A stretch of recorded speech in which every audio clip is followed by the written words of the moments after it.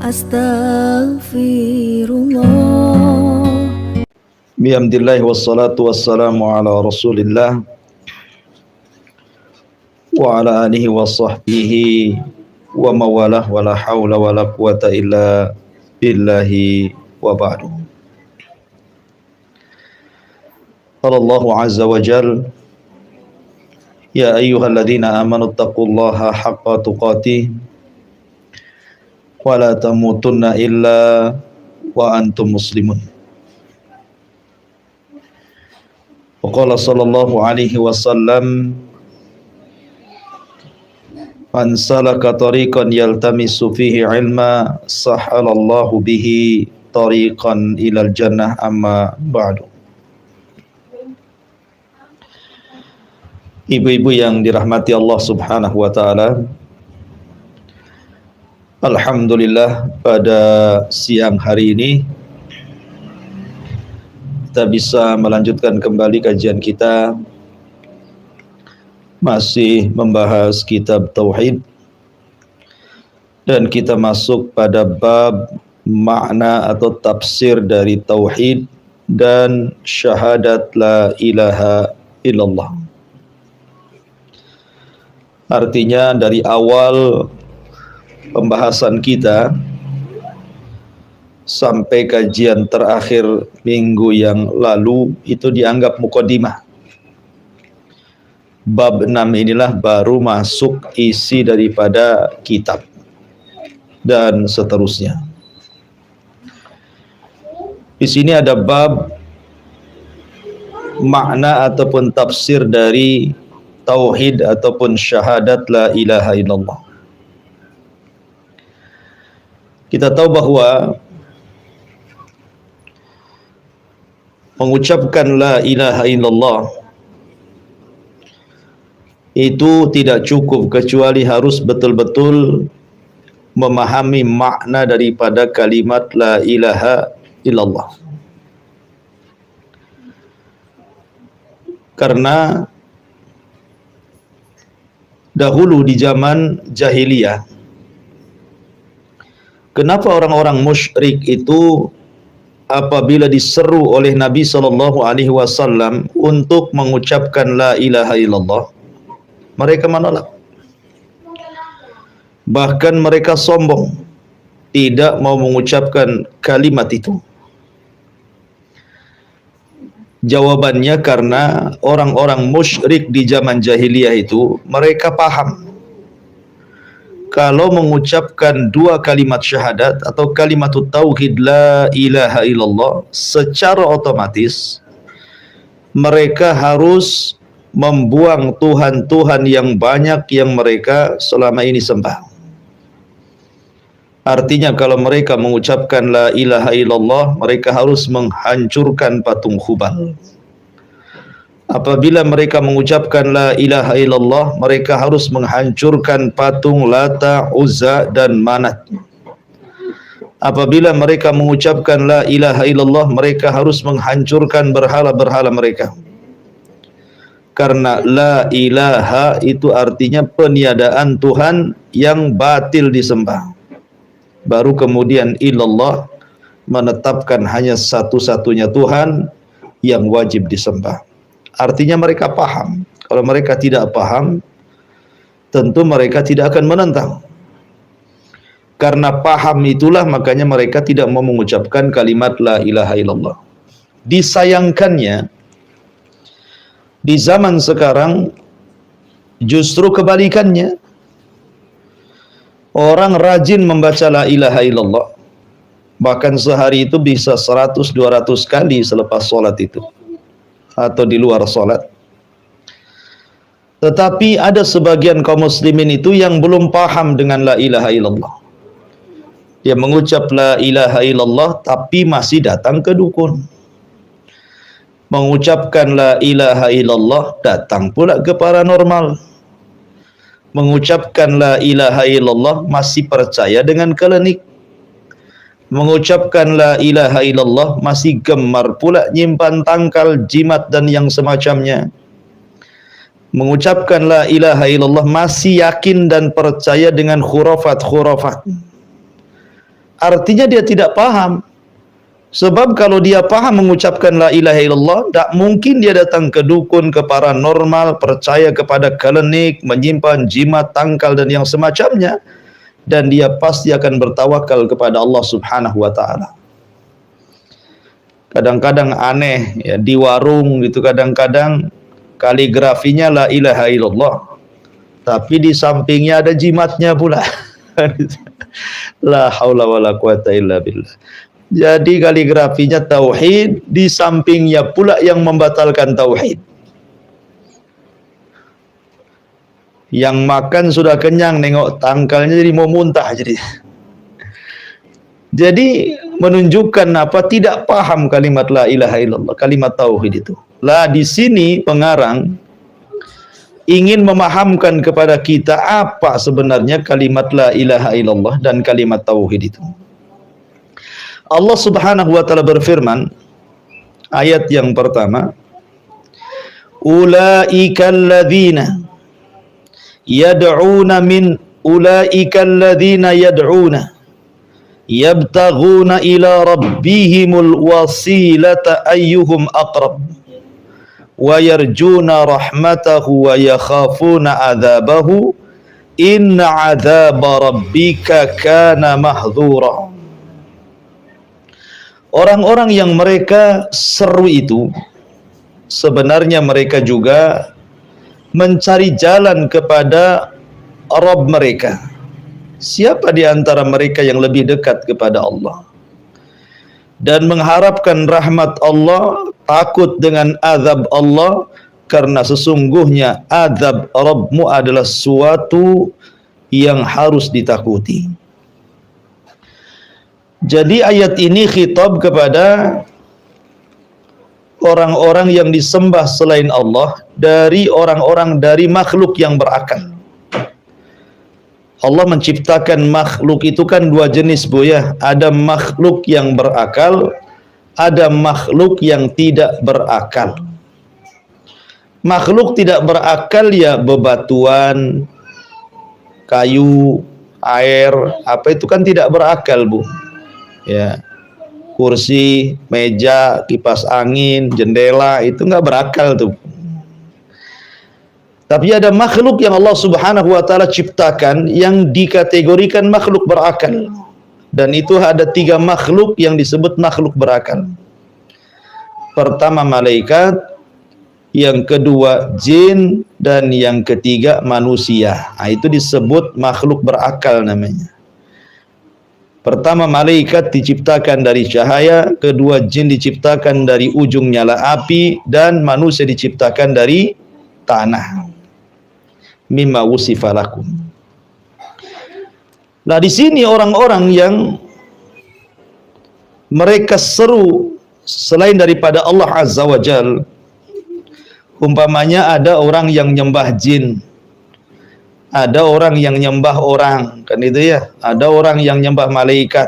Seperti orang-orang jahiliyah, mereka menganggap malaikat itu anak-anak putri Allah. Orang-orang jahiliyah menganggap malaikat itu anak-anak putri Allah.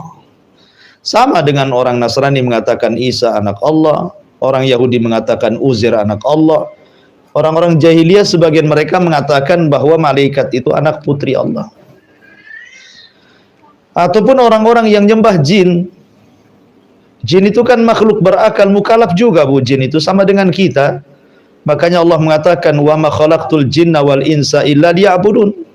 Tidaklah kuciptakan jin dan manusia kecuali mereka disuruh untuk beribadah.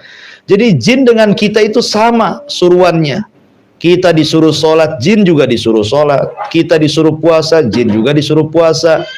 Kita disuruh haji, jin juga suruh haji. Kita disuruh baca Quran, jin juga disuruh baca Quran. Jadi apa yang disuruh kepada kita dari semua ibadah itu disuruh kepada jin. Tetapi Allah katakan, kana rijalun minal insi ya'udzuuna birijalin minal jinni fazaduhum rahaqa. Ada sebagian orang dari kalangan manusia itu justru mereka meminta bantuan dan perlindungan kepada sebagian dari kalangan jin, maka jin itu akan menambah kekufuran mereka. Bahkan Ada seorang syekh mengatakan, jadi ada orang-orang yang mereka menyembah jin, setelah mereka kufur, jinnya pula beriman, taubat. Jadi orang ini nyembah jin, setelah kemudian manusianya kufur, jinnya pula taubat beriman kepada Allah. Tapi manusianya tidak mau taubat. Aneh gitu ya. Jadi dia yang nyembah jin, jinnya pula taubat, dia pula tak taubat. Ya, ada yang kemudian seorang syekh mengatakan seperti itu ketika memaknai sebagian manusia itu ada yang meminta perlindungan kepada sebagian jin. Artinya bahwa ada orang-orang itu yang nyembah jin. Seperti apa orang nyembah jin itu? Ya dukun-dukun itu, Bu. Itu nyembah jin itu. Ya. Dukun-dukun paranormal itu nyembah jin. Makanya kita lihat dukun-dukun itu kalau dulu ya mukanya aja kayak jin, ya serem. Dulu kalau jadi dukun tuh kalau nggak serem nggak dukun, Bu. Tinggalnya pun di perbatasan desa, di lereng-lereng, di gua-gua, rumahnya gubuk, nanti banyak tengkorak, macam-macam ya. Ya kalau zaman dulu ya, kalau dukun sekarang kan modern, sudah berubah lah, mungkin zamannya nggak ada lagi dukun tinggal di desa-desa. Sekarang dukun tinggal di kota, rumahnya bagus, pakai AC, pakai dasi, pakai jas, sebagian mereka kayak ustadz, pakai jubah, pakai serban, pakai tasbih gitu ya. Sehingga ada dukun itu nggak bisa dibedakan mana dukun mana ustadz, alias Betty, beda tipis saja jadinya kan. Ya, ini ustadz kan dukun tak tahu. Ya. Tetapi hakikatnya dunia perdukunan itu mereka menyembah jin. Mereka sedang menyembah jin. Jadi semakin kuat mereka ibadah kepada jin, ketundukan mereka kepada jin, yakin jin itu akan memberikan kekuatan, maka makin kufur mereka. Makin kufur, karena makin kufur jin itu makin senang dan akan memberikan keinginan kita. Ah, itulah para penyembah jin. Lah terkadang kita pula datang ke para penyembah jin, datang ke dukun, tahu dukun nyembah jin. Datang pula kita ke dukun, jadilah kita ikut nyembah-nyembah jin. Disuruh nyembelih ini itu mau saja. Ataupun manusia menyembah manusia lainnya. Ada orang menyembah manusia lain, banyak. Lihat contohnya Namrud. Namrud di zaman Ibrahim mengaku Tuhan tuh, Bu. Bahkan Fir'aun terang-terangan mengatakan ana rabbukumul a'la. Saya Rabb kalian yang paling tinggi, ailahun ghairi, apakah ada Tuhan selainku, kata Fir'aun. Jadi ada orang-orang itu yang disembah. Bukan hanya orang nyembah malaikat saja, nyembah jin, manusia pun ada. Masalahnya jin dan manusia ini sama-sama hamba Allah. Sama-sama ingin masuk surga dan tidak ingin masuk neraka. Jadi kalau seandainya jin yang disembah atau manusia yang disembah itu wafat, maka mereka sendiri ingin masuk surga, ingin menjadi orang yang paling dekat dengan Allah Subhanahu wa ta'ala. Lah orang yang disembahnya saja ingin dekat dengan Allah, kita pula yang nyembahnya malah ingin jauh dari Allah, kan aneh gitu ya. Makanya di sini Allah mengatakan ulaikal ladzina yad'una yabtaguna ila rabbihimul wasilah. Orang-orang yang mereka sembah itu sebenarnya mereka juga mencari jalan menuju Allah Subhanahu wa ta'ala. Jadi jin yang disembahnya sendiri ingin masuk surga. Manusia yang disembah, manusianya sendiri ingin masuk surga. Ya. Artinya bahwa mereka juga ada ketergantungan dengan Allah. Kalau seandainya mereka ada ketergantungan dengan Allah, ngapain kita menyembah kepada mereka, langsung saja kepada Allah. Itulah tauhid artinya. Ya, jadi sebaiknya ketika beribadah kepada Allah Azza wa Jalla itu langsung kepada Allah Subhanahu wa ta'ala. Jangan menggunakan tawasul yang dilarang. Tawasul itu artinya pelantara antara dia dengan Allah yang dilarang. Sebenarnya tawasul itu juga penting, Bu. Makanya kata Ibnu Taimiyah rahimahullahu ta'ala, siapa yang tidak bertawasul dalam beragama, dia kufur. Siapa yang mengingkari adanya tawasul, dia juga kufur. Kok bisa tuh? Ya. Orang yang mengingkari tawasul kufur. Orang yang pakai tawasul bisa kufur juga. Nah, macam mana tuh penjelasannya tuh? Ya, ini kan serba salah. Nah, pertama, bahwa kita juga butuh tawasul. Butuh perantara antara kita dengan Allah Subhanahu wa taala. Dan kalau kita tidak butuh perantara bisa kufur kita, Bu. Contohnya begini. Antara kita dengan Allah Subhanahu wa taala, coba anak-anak. Jadi antara dia dengan Allah Subhanahu wa taala itu kan perlu wasilah. Dan wasilah kita adalah nabi. Jadi Allah Subhanahu wa taala ketika memberikan firman-firmannya kepada kita, maka itu perlu perantara. Dan perantara kita dengan Allah adalah Rasul. Kalau kita kufur dengan Rasul, kita bisa kufur. Artinya kita perlu perantara antara kita dengan Allah dengan menjadikan Nabi SAW wasilah antara kita dengan Allah. Kalau tanpa Nabi kita tidak tahu bagaimana sholat, bagaimana puasa, bagaimana zakat, dan begitu seterusnya. Itu makna bahwa kita ini berhajat kepada tawasul. Ya. Tetapi sebaliknya ada juga orang yang bertawasul malah jadi kufur. Seperti contohnya umpamanya orang yang datang kepada Allah Subhanahu wa taala. Ya, coba anak itu hilang fokusnya. Jadi ketika seseorang datang ke kuburan, kemudian dalam rangka ingin mendekatkan diri kepada Allah Subhanahu wa taala lewat kuburan-kuburan itu. Seperti yang terjadi di zaman Nabi Nuh. Di zaman Nabi Nuh alaihi salatu wassalam itu ada orang-orang soleh namanya Wad, Suwa, Yaghus, Ya'uq, Nasr. Itu orang-orang soleh, Bu, di zaman Nabi Nuh tuh. Lah ketika Wad, Suwa, Ya'uq, Yaghus dan Nasr ini meninggal dunia karena mereka ulama-ulama di zaman Nabi Nuh, maka karena tidak ada nabi lagi, akhirnya mereka pun terkenang jasa kebaikan keluarga Wad ini.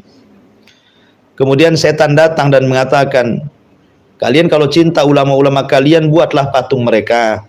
Supaya kalau melihat patung mereka, terangsanglah kau beribadah kepada Allah Azza wa Jal. Akhirnya dibuatlah patung, satu-satu patung dari patung Wad, patung Suwa, Yaghus, Ya'uq, dan Nasr itu.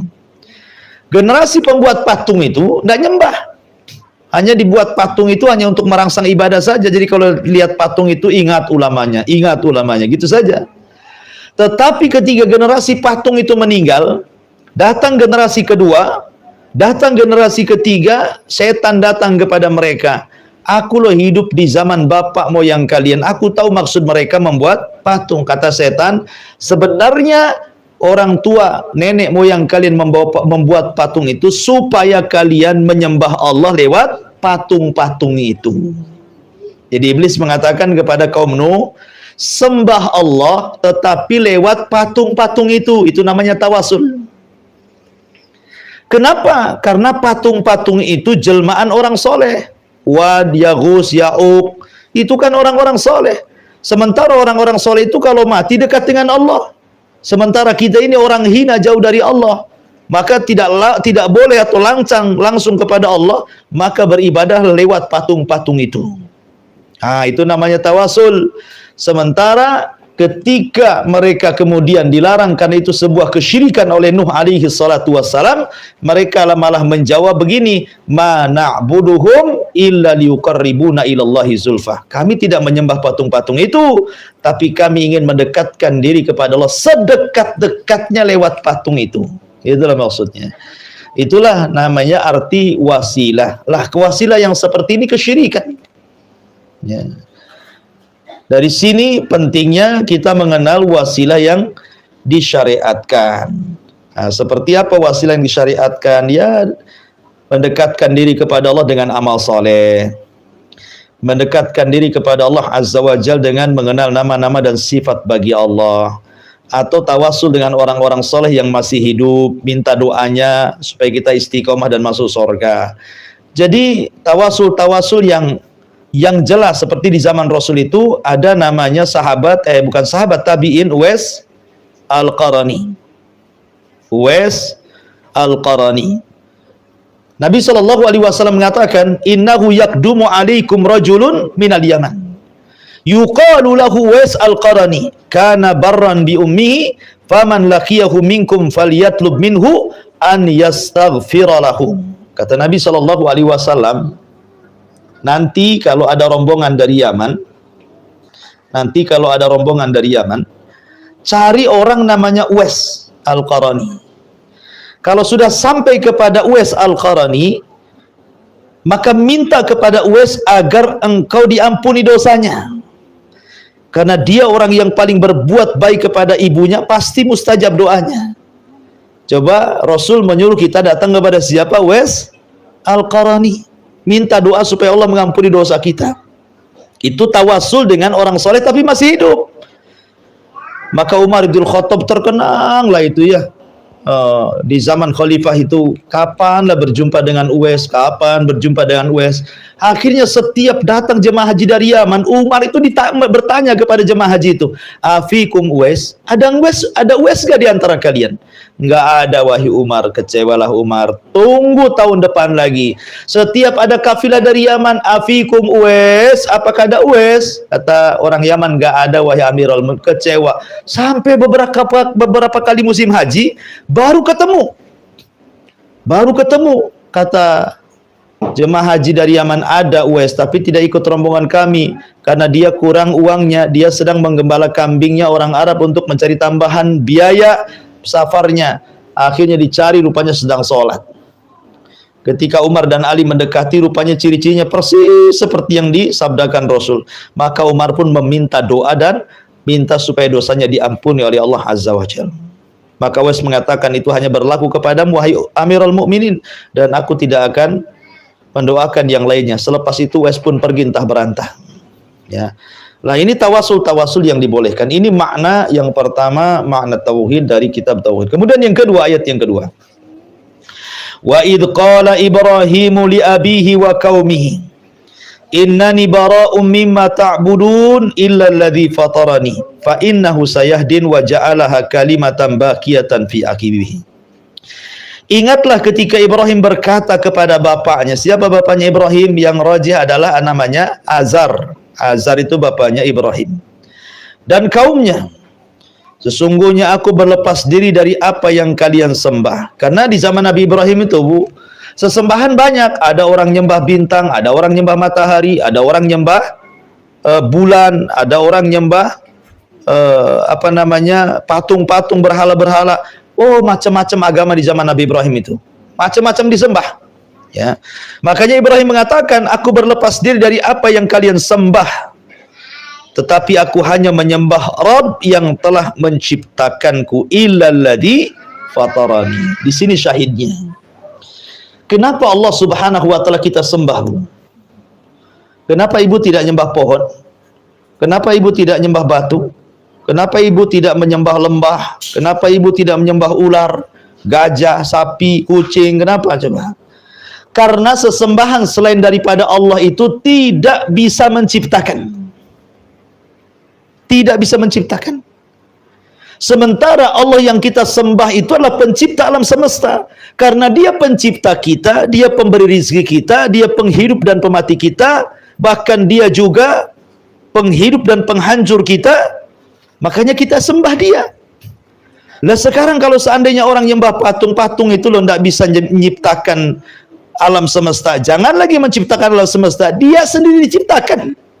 Patung itu kan diciptakan, macam mana yang diciptakan kemudian disembah, sementara dia sendiri tidak menciptakan, justru diciptakan gitu ya.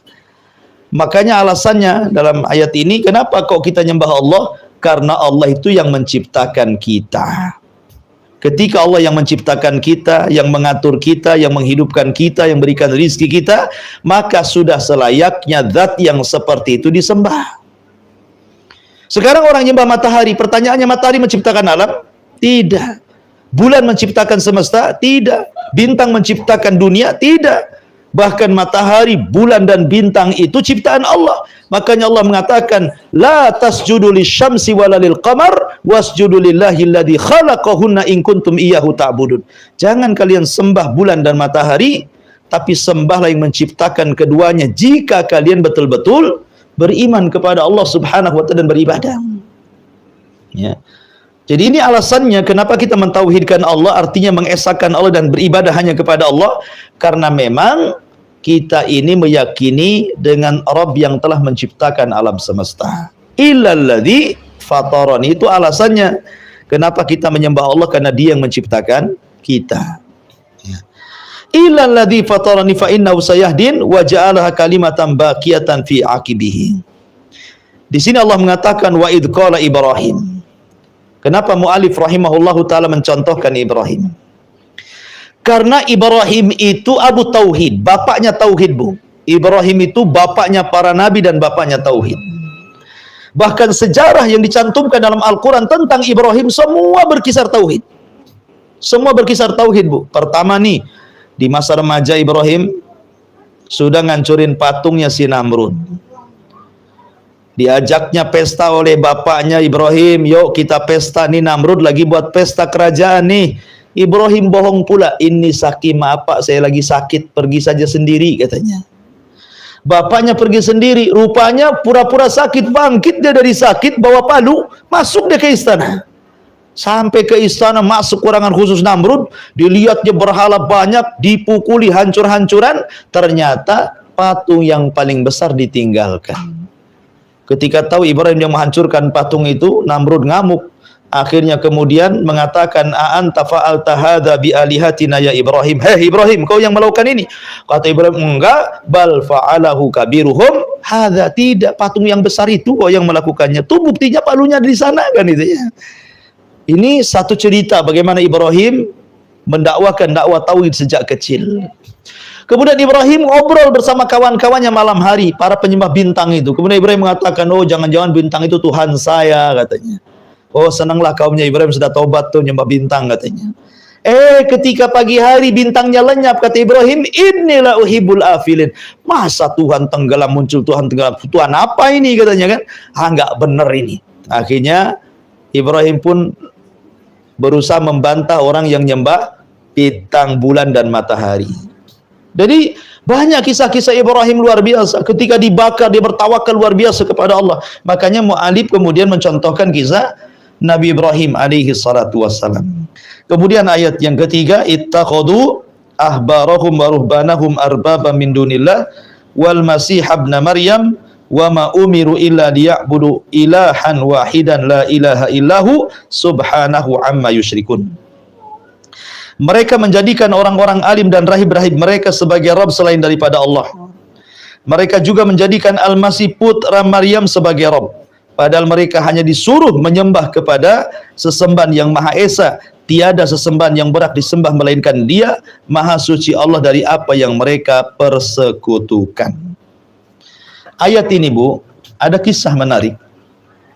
Ada seorang mantan pendeta di zaman Rasul namanya Abu Hatim At-Tai. Jadi ada namanya seorang Adi ibn Hatim At-Tai.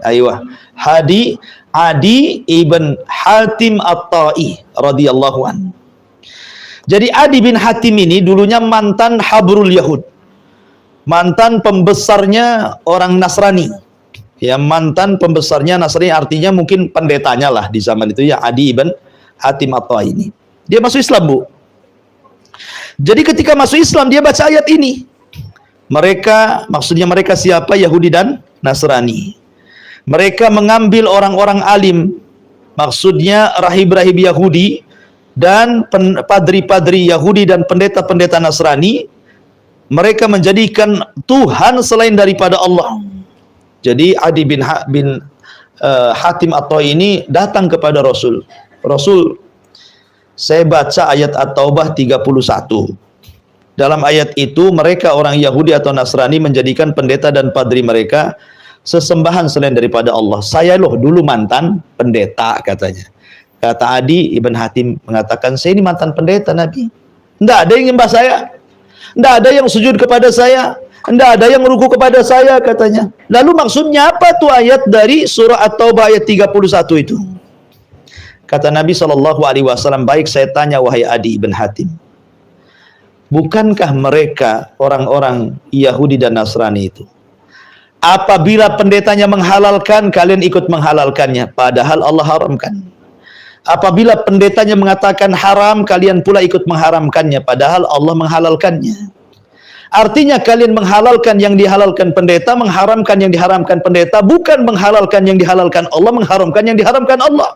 Kata Adi bin Hatim At-Tai, betul wahai Rasul, itu yang dilakukan mereka. Kata Nabi, itulah cara mereka menjadikan padri dan padri-padri mereka, pendeta mereka dijadikan sesembahan selain Allah, karena mereka umat Nasrani mengikuti yang dihalalkan pendetanya, umat Yahudi juga mengikuti yang dihalalkan pendetanya, walaupun Allah tidak menghalalkan dan mengharamkan.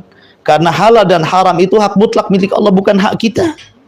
Kalau kita berani menghalalkan, Allah mengharamkan, kita berani mengharamkan, Allah menghalalkan, berarti kita telah menjadikan tandingan selain daripada Allah Subhanahu wa ta'ala.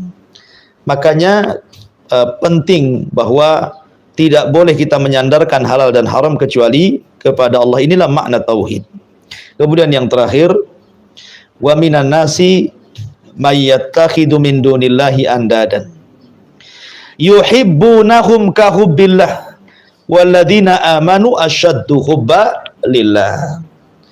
Di antara manusia ada orang-orang yang menyembah tandingan-tandingan selain Allah. Mereka mencintainya sebagaimana mencintai Allah. Adapun orang-orang yang beriman sangat cinta kepada Allah. Maksudnya apa di sini? Ada sebagian manusia, Bu, mencintai, mengambil selain daripada Allah sebagai tandingan, kemudian mereka mencintainya, lebih cinta kepada berhalanya dibandingkan kepada Allah. Seperti apa, Bu? Saya contohkan ibu-ibu saja. Nabi SAW mengatakan apa, Bu? Ta'isa abdu dinar wa ta'isa abdu al-khamisah. Celaka hamba-hamba uang dan celaka hamba-hamba pakaian. Itu ya. Lihat. Ini Rasul yang mengatakan ta'isa abdud dinar wa ta'isa abdul khamisah. Celaka hamba-hamba dinar, hamba-hamba uang itu, dan celaka hamba-hamba pakaian. Kenapa Allah mengatakan hamba dinar dan hamba pakaian? Karena ada sebagian manusia itu yang menyembah uang, dan ada sebagian wanita itu yang menyembah pakaian, menyembah tas, menyembah sendal, menyembah kalung, gelang, anting, kan gitu ya. Kenapa? Karena lebih cinta dibandingkan kepada Allah. Ibu sibuk di mall nih, ya kan, sibuk di mall, tidak beli, cuma nengok-nengok saja, rabak-rabak aja tas di toko-toko itu, dengar suara azan. Harusnya kan ngomong sama suaminya, bang, pulang dah azan bang, gitu ya. Ini enggak, tunggulah bang, tunggu 5 menit lagi lah katanya. Udah 5 menit, tunggulah 10 menit, sudah 10 menit, tunggulah 1 jam. Akhirnya habis waktu sholat, gara-gara tunggu-tungguan tas itu. Ya, itu namanya mencintai tas lebih daripada Allah. Mencintai pakaian, kalau browsing pakaian di Sofi itu dia bisa ndak tidur malam, Bu. Habis Isya itu sampai matanya merah tengok handphone itu. Ya, besoknya langsung diisi pulsanya, takut hilang, takut habis kuotanya, ya kan? Tetapi malam-malam itu bukannya sholat malam, ya, malah sibuk nongkrong handphone. Dikiranya online itu sholat malam, rupanya lagi browsing rupanya kan. Celakanya tiap malam pula itu, ya. Lah itu namanya ta'isa abdul khamisah, namanya menjadi hamba. Setiap hari itu saja yang dicari. Tas terbaru, ya kan? Sendal terbaru, merek terbaru, semua ter semua, ya. Lah itu namanya abdu khamisah. Ada hamba-hamba yang seperti ini masuk syirkul asghar, ini seri kecil nih. Ataupun abdu dinar gitu ya, hamba-hamba uang. Sehingga terkadang tidak mencintai Allah, dia lebih mencintai hartanya dan begitu seterusnya. Jadi ada orang-orang itu yang mencintai selain Allah itu sebagai tandingan lebih mencintainya dibandingkan mencintai Allah. Padahal walladzina amanu asyaddu hubbalillah. Harusnya orang yang beriman itu lebih cinta kepada Allah Subhanahu wa taala. Inilah di antara makna tauhid sekilas dari kitab tauhid dan makna syahadat la ilaha illallah. Wallahu alam. Adapun poin-poin 1 sampai ke 5 ini baca sendiri. Ini hanya sebagai pelengkap. Silakan sebelum kita tutup kita buat tanya jawab.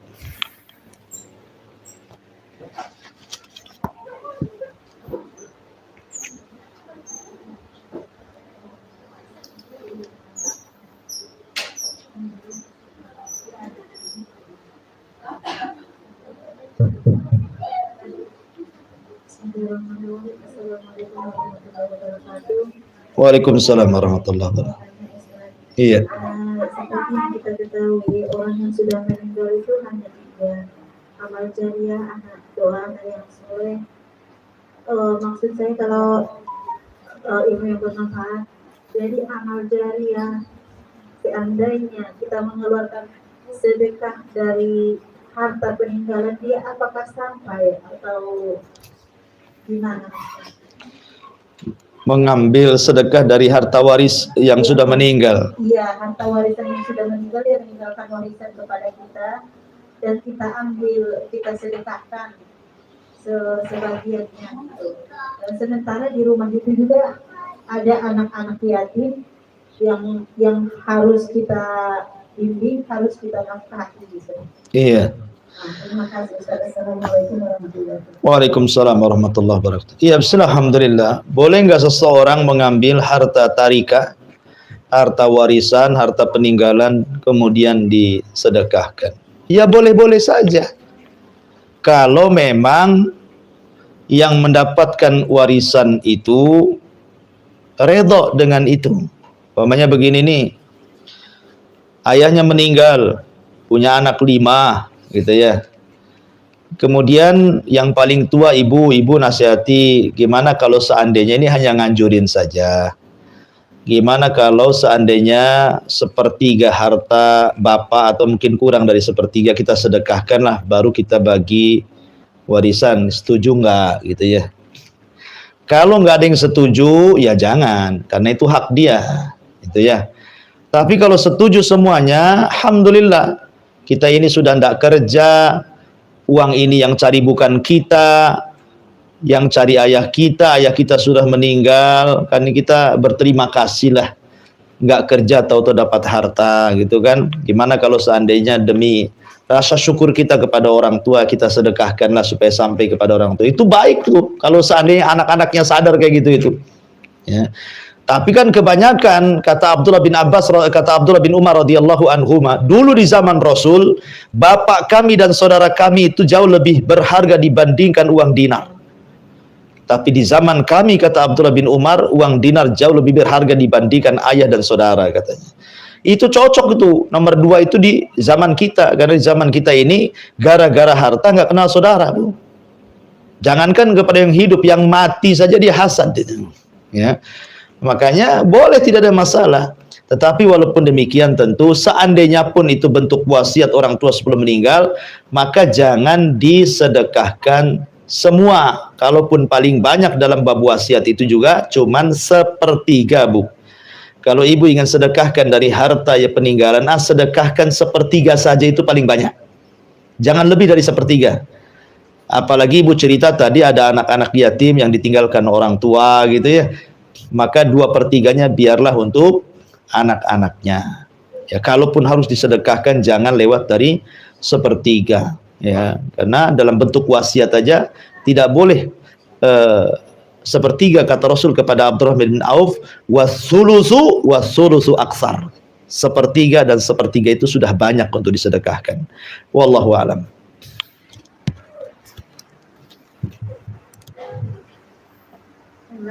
Yang bertanya Ustaz. Iya. Jika pas hari Jumat itu Ustaz, ada biasanya ada Jumat berkah begitu Ustaz. Ya. Apakah itu ada tuntunannya Ustaz? Bagi-bagi makanan, sedekah gitu Ustaz. Dan jika kita menerima makanan tersebut, apakah boleh atau bagaimana? Ya, alhamdulillah. Sedekah di hari Jumat baik. Sedekah di hari Jumat itu baik, karena hari Jumat itu sayyidul ayyam, pemimpinnya hari-hari. Kalau kita banyak berbuat kebaikan di hari Jumat itu pahalanya dilebihkan. Jadi kalau ada orang yang kemudian menyumbang makanan di hari Jumat, alhamdulillah, nggak masalah. Gimana ibu yang menerimanya? Alhamdulillah kenyang, karena makanan yang enak itu makanan gratis biasanya. Kalau bayar itu nggak enak ya. Kalau gratis itu semua enak. Artinya begini, itu bercanda ya. Jadi sedekah boleh, bahkan kalau memang hari Jumat sedekah berpahala. Kan masing-masing agama itu punya hari yang dirayakan. Yahudi Sabtu, Nasrani Ahad, Islam Jumat. Nasrani dan Yahudi milih sendiri harinya. Islam dipilihkan Allah harinya Jumat. Maka perbanyak ibadah di hari Jumat, terutama sholawat dan sedekah, ketaatan, zikir, dan begitu seterusnya. Maka baik bersedekah di hari Jumat. Wallahu a'lam. Assalamualaikum warahmatullahi wabarakatuh. Waalaikumsalam.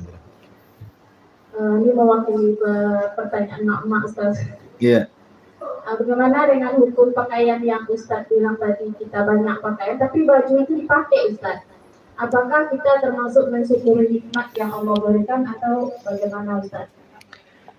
Iya. Termasuk kami hamba baju Ustaz. Iya. Satu lagi Ustaz. Iya. Bagaimana dengan makanan ulang tahun yang diantar seperti masyarakat ke rumah kita? Ulang tahun kita apa? Ya ulang tahun panjang umur itu. Oh, iya. Taib. Tidak merayakannya Ustaz, tapi mereka kadang mengantar ke rumah kita. Sebaiknya bagaimana Ustaz? Iya, ya, alhamdulillah. Syukran jazakallahu khairan Ustaz. Assalamualaikum warahmatullahi wabarakatuh. Bismillahirrahmanirrahim. Kalau kita mengacu kepada bagaimana zuhud dan qanaahnya para sahabat Nabi SAW luar biasa. Ada seorang sahabat itu yang bajunya cuma dua saja. Kalau satu dipakai, satu dicuci. Terkadang ada punya satu pakaian itu. Jadi kalau dicuci dia sembunyi dulu, baru sudah kering dipakai lagi. Bahkan Nabi SAW pun tidak banyak pakaiannya.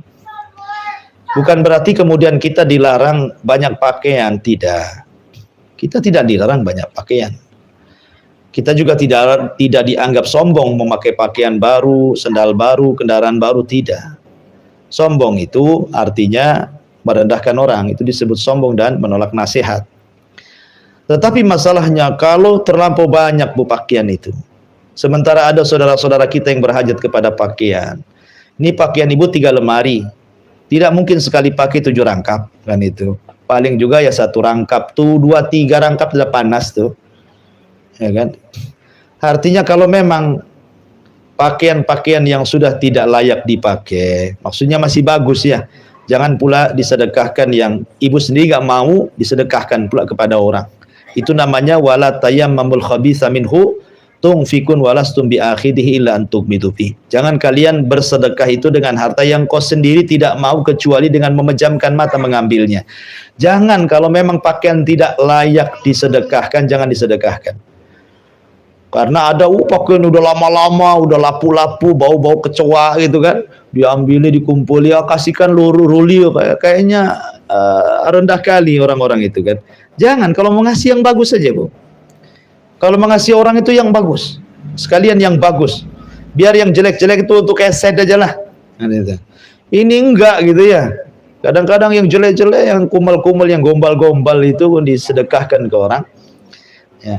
Tetapi begini Bu, sekarang ya, kalau seandainya setiap tengok di media ada pakaian bagus, pengen beli,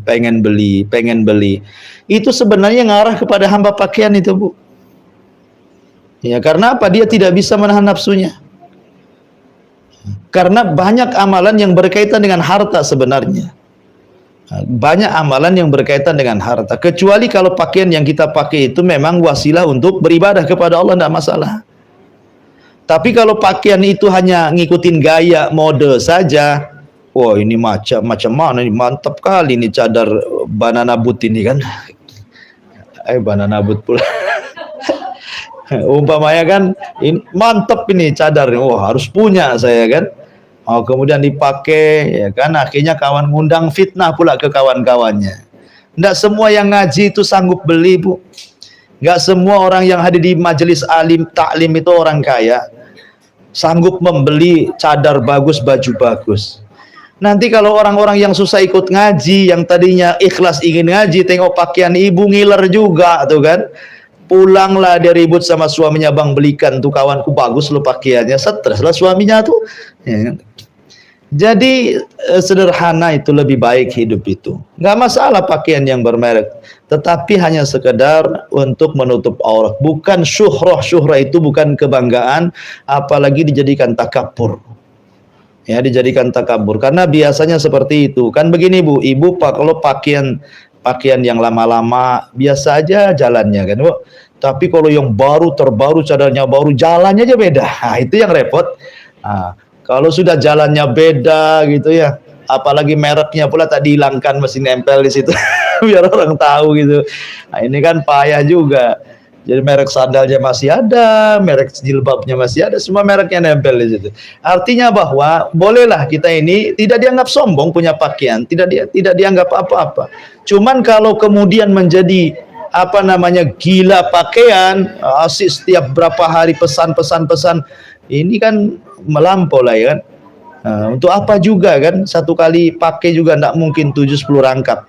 Maka sebaiknya batasilah pakaian itu ya. Kalau memang mau ganti, kasihkan yang baru ke orang, ibu beli lagi. Nah, jangan pula ngasih yang jelek-jelek ke orang. Wallahu a'lam. Kemudian pertanyaan yang kedua tentang menerima ulang tahun. Gak apa-apa Bu, lihat acaranya Bu ya. Kalau ibu mendapatkan makanan itu lihat acaranya. Kalau acaranya ada kesyirikan, umpamanya ini ada selamatan jembatan, kemudian nyembeli kepala ayam, kepala kerbau ditaruh di jembatan supaya nggak mudah runtuh, kemudian buat selamatan, datang pula makanan ke ibu selamatan jembatan. Itu nggak boleh Bu, kalau berkaitan dengan daging-daging sembelihan. Karena apa? Acara kesyirikan tidak boleh dimakan daging-dagingnya. Karena memakan sembelihan selain daripada ditujukan kepada selain Allah itu tidak boleh, haram. Ya. Tapi kalau seperti acara ulang tahun itu kan tasyabuh ya. Ulang tahun itu kan tasyabuh dengan orang-orang kafir. Karena yang merayakan seperti ini kan orang kafir Bu. Orang Islam itu anti perayaan.